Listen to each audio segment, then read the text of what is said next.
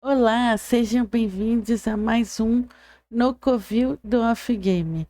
E no vídeo de hoje nós vamos estar falando aqui sobre análises, palpites dos grandes jogos, dos grandes clássicos que a gente vai ter nesse final de semana.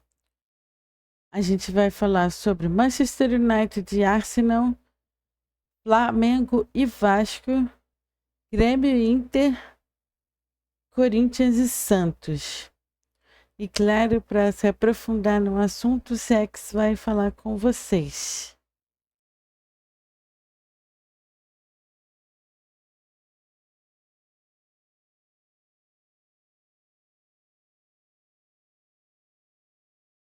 Sejam bem-vindos, meus queridos. Como é que vocês estão? Tudo bem? Tudo tranquilo? Sejam muito bem-vindos ao nosso cantinho de trabalho, ao nosso Covil mais uma vez. Hoje, para a gente falar um pouquinho sobre final de semana, né? O que vai acontecer de melhor nessa próxima sexta, sábado e domingo.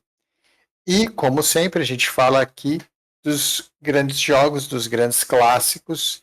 E neste final de semana, a gente vai ter um clássico europeu e três clássicos nacionais, três clássicos bem importantes, inclusive, clássicos decisivos em termos de reta final dos campeonatos estaduais. Não é um final de semana muito novo para a gente, e é isso que é tão legal e é tão importante nos campeonatos estaduais, e que às vezes as pessoas não dão tanta importância, é como a gente vai ganhando conhecimento em relação aos grandes jogos do Brasil. Né? Então eu vou falar aqui para vocês. Este vai ser um vídeo talvez um pouco mais curto do que a gente normalmente faz, porque a gente não só já falou sobre isso que vai acontecer principalmente no Brasil, como a gente trabalhou inclusive duas lives, né, do que vai acontecer nesse final de semana. Mas antes de falar do Brasil, vamos começar falando da Europa. O grande clássico europeu do final de semana é o confronto entre Manchester United e Arsenal. O Arsenal, não sei se vai pegar o trenzinho, não sei se vai pegar o ônibus, não sei se vai pegar um avião, mas vai ao norte da Inglaterra enfrentar o Manchester United em um dos maiores clássicos da Inglaterra. Lugar este, o Old Trafford, o campo do United, que o Arsenal historicamente se dá muito mal. Muito mal. Pela Premier League, são 95 partidas disputadas entre Manchester United e Arsenal no campo do Arsenal, no campo, desculpa, do Manchester United, e o Arsenal, aí sim, o Arsenal venceu lá só 16 vezes em 95 partidas. E alguém pode estar perguntando assim, CX, mas isso só acontece porque foi há muito tempo atrás, porque os times do United agora não valem nada, os times do United são fracos. Isso não está acontecendo ultimamente. Pois é, né? Não está. Vamos lá. No campo do Manchester United, nos últimos 5 jogos, realmente a gente viu 2 vitórias do Arsenal. Mas essas são as 2 únicas vitórias que o Arsenal tem no campo do Manchester United nos últimos 10 confrontos. Então, se historicamente o Arsenal ganha pouco, recentemente ele continua ganhando pouco lá no campo do Manchester United. E tem um detalhe muito importante e interessante, inclusive, sobre essas vitórias do Arsenal jogando em Manchester. O Arsenal só venceu o Manchester em partidas que ele, Manchester United, não fez gols. Porque quando o Manchester United faz gols, o Arsenal não ganha lá. E isso não é uma coisa que, o CX está me mostrando uma coisa que aconteceu agora. O CX está mostrando uma coisa para mim que aconteceu há 2 anos. Não, não, não, não. A, a última coisa que o último, para vocês terem uma ideia, o último jogo catalogado que eu estou olhando aqui é de 1989. E de 89 para cá, todas as vitórias que o Arsenal teve, e não foram muitas, a gente já sabe, lá no campo do Manchester United foram vitórias em que o Manchester United não fez gols. Então isso aqui é bem curioso, é bem interessante sobre o desempenho do Arsenal lá em Manchester. Primeira coisa, não vence, é muito difícil vencer, histórica e recentemente, e pelo menos de 89 para cá, só venceu quando o Manchester United não fez gol. Se o jogo tem gol do United, o Arsenal não ganha lá, pelo menos desde 1990. E isso é muito curioso entre os dois. Se a gente puxar até aqui só vantagens para o Manchester United, que obviamente vai perder essa vantagem quando a gente conversar um pouco sobre tabela. A gente está falando do segundo colocado da Premier League. É também o segundo colocado como mandante, que não é o caso dessa rodada, é o Arsenal, mas ele é o segundo melhor time da Premier League como visitante, e aqui interessa bastante. Ele é o segundo melhor como visitante, ele não perde a pelo menos 5 rodadas fora de casa, tem um ataque excelente, o Arsenal tem um ataque excelente, faz aí quase 2 gols por jogo fora de casa, e isso vai ser muito importante, muito colocado à prova, já que a gente viu, né, o histórico contra o United, e tem uma defesa extremamente sólida. O Arsenal é muito, muito tranquilo se defendendo, é um time que se defende muito bem. E vai enfrentar o Manchester United, que aqui é onde ele perde todas as vantagens, né? É só o 14º colocado do campeonato. Não, o Manchester United não tem nenhum risco de rebaixamento, isso não vai acontecer. E jogando em casa ele é um pouco melhor, ele é o 12º colocado jogando em casa, com 6 vitórias em 14 jogos, o que mostra um time muito fraco, um time muito inconsistente, um ataque bem ruim. O ataque do United não é péssimo, mas ele é ruim. E a defesa aí sim, o Manchester United muito, muito ruim na defesa, tomando quase 2 gols por jogo quando está em casa. Nos últimos 5 jogos, por exemplo, foram 3 derrotas, perdendo para o Newcastle por 2-0, para o Brighton por 3-1 e para o Crystal Palace por 2-0. Então você vê times que foram a Manchester e fizeram 2 gols. Tá?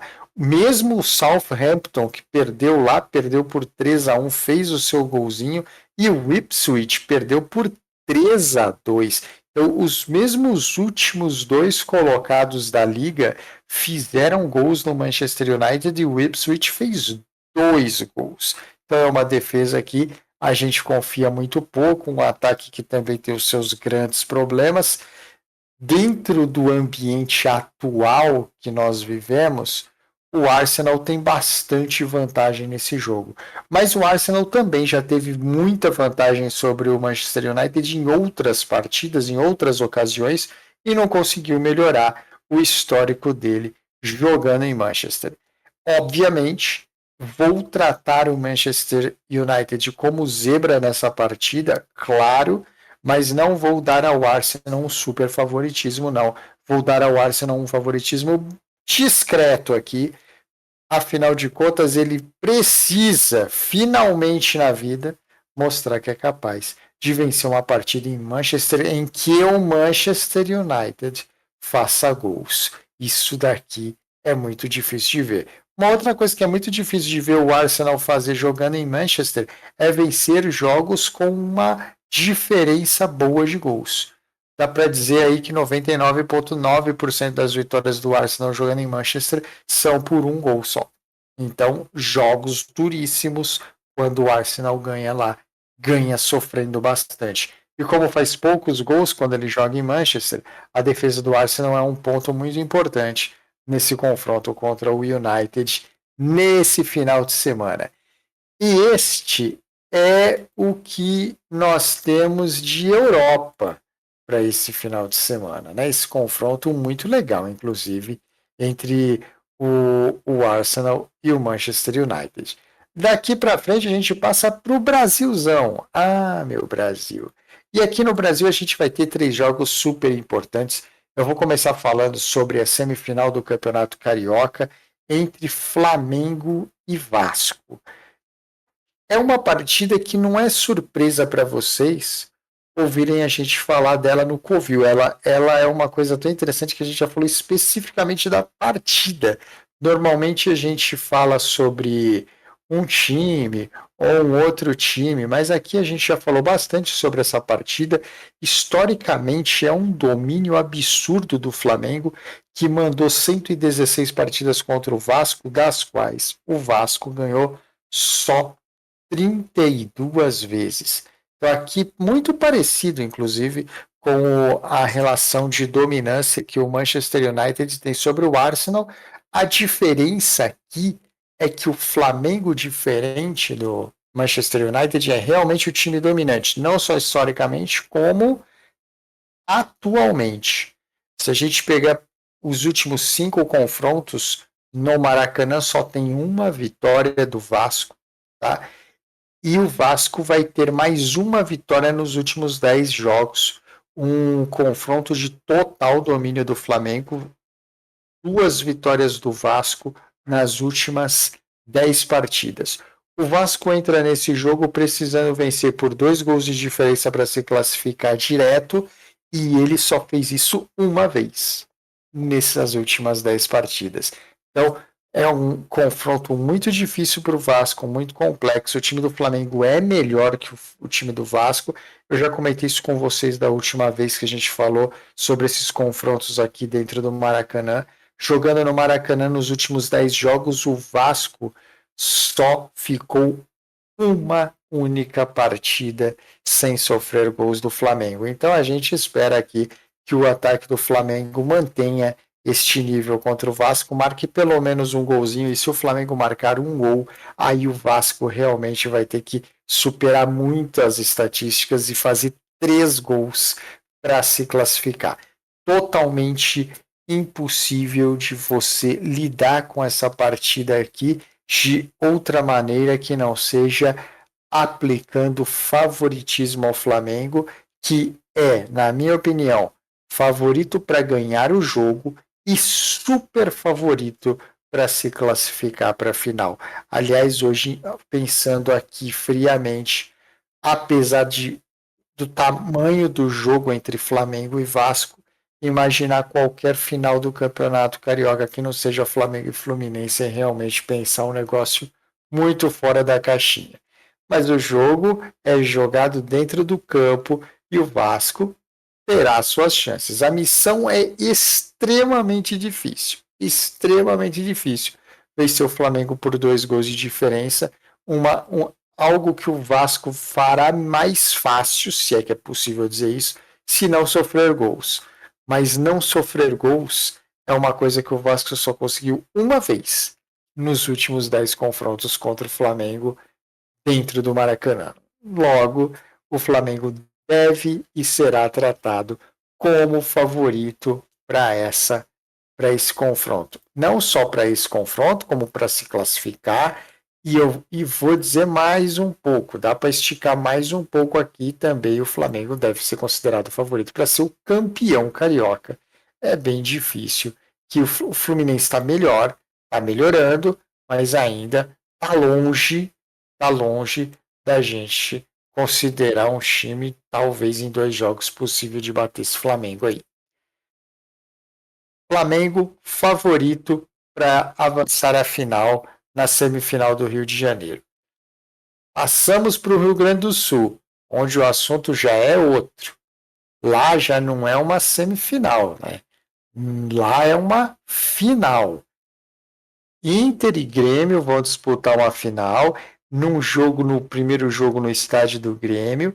Esse jogo já foi jogado na temporada e é muito legal que ele já tenha sido jogado, porque a gente já tem bastante informação sobre ele. A gente já conversou, inclusive, sobre esse Grêmio e Inter no campo do Grêmio. O que a gente sabe? A gente sabe que historicamente é um jogo que o Internacional não ganha. Pelo Campeonato Gaúcho, são 72 mandos do Grêmio e o Internacional só venceu 14 vezes. Isso a gente já tinha falado antes. No primeiro jogo, no jogo da fase de classificação, o jogo foi na Arena do Grêmio e o Grêmio empatou o jogo com o Inter em 1-1. Ou seja, mais uma vez, o Inter foi lá e não venceu. Se a gente puxar os últimos 10 confrontos entre eles, o Internacional venceu só 2 vezes. E o Internacional tem também um fator bem curioso nas vitórias que ele consegue sobre o Grêmio no campo do Grêmio. Assim como a gente viu agora há pouco com o Arsenal, o Internacional também só conseguiu vencer o Grêmio na Arena do Grêmio recentemente em jogos que ele, Grêmio, não marcou gols. Todas as vezes que o Grêmio marcou gols, o Inter não conseguiu ganhar lá dentro. E a gente está falando de um ataque que, apesar de no primeiro confronto com o Internacional ter jogado muito mal, e a gente teve uns destaques interessantes naquele primeiro jogo, a equipe melhor em campo nunca conseguiu transformar a superioridade e o controle em campo em gols. Então, os gols saíram sempre que a pior equipe estava jogando. Então, no pior momento do Grêmio ele fez o gol, no pior momento do Inter ele fez o gol também. Então, isso foi uma curiosidade do primeiro jogo que confirmou o fato do Inter não ganhar no campo do Grêmio e o Inter não vencer jogos lá quando o Grêmio faz o gol. Final de campeonato e grande desafio para o Internacional, que assim como o Arsenal esse final de semana vai poder tentar mudar um pouco essa história. Mas é impossível, por tudo isso que eu falei aqui, é impossível, apesar de eu falei isso no primeiro vídeo, vou repetir hoje de novo. Apesar do Internacional, na minha opinião, ter um time melhor que o do Grêmio, é impossível não tratar o Grêmio como favorito para esse confronto quando ele joga em casa. Então, para mim, Grêmio favorito aqui contra o Internacional no primeiro jogo da final do Campeonato Gaúcho. Aí, o segundo jogo é outra história, mas nesse primeiro jogo, Grêmio favorito, na minha opinião. E finalmente a gente tem o confronto entre Corinthians e Santos, semifinal do Campeonato Paulista, um jogo cheio de historinhas, né? Memphis contra Neymar, o Corinthians voltando de um resultado tenebroso pela Libertadores da América. Provavelmente vai fazer de tudo para ganhar esse jogo do Santos, para melhorar, dar uma aliviada no ambiente para o jogo de volta da Libertadores da América. Jogo duro se a gente pensar nas camisas. Mas Santos e Corinthians também já se enfrentaram, inclusive no campo do Corinthians, e a gente também já falou sobre esse jogo.